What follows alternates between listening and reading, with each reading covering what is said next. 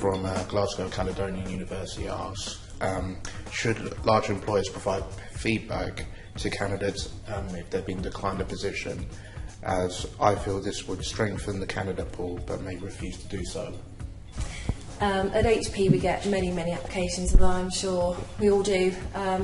It's very difficult to give feedback to absolutely every individual, but I think at different stages that feedback should be given. So at the first stage, when somebody submits their CV and the recruiter's had the first check of that CV and it hasn't gone anywhere at that point, whether they dismiss or whether they take that forward, you may not have any feedback from that point. From the point of interview with the recruiter, you would always have feedback for us. When obviously you go forward to hiring manager, you definitely have feedback at that point as well. So I think possibly at that first stage, when we've got 4,000 applications and the recruiter's sifting through who's remembered their cover letter, who hasn't, and at that point that might be difficult to get feedback. I think all employers should provide feedback if they've interviewed you.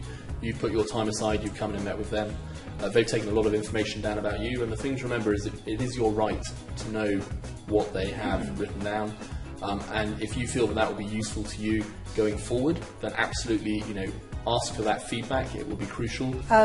As my colleague said, it is your right to ask for feedback, and once you go through the assessment centre process and the interview process, you may request feedback.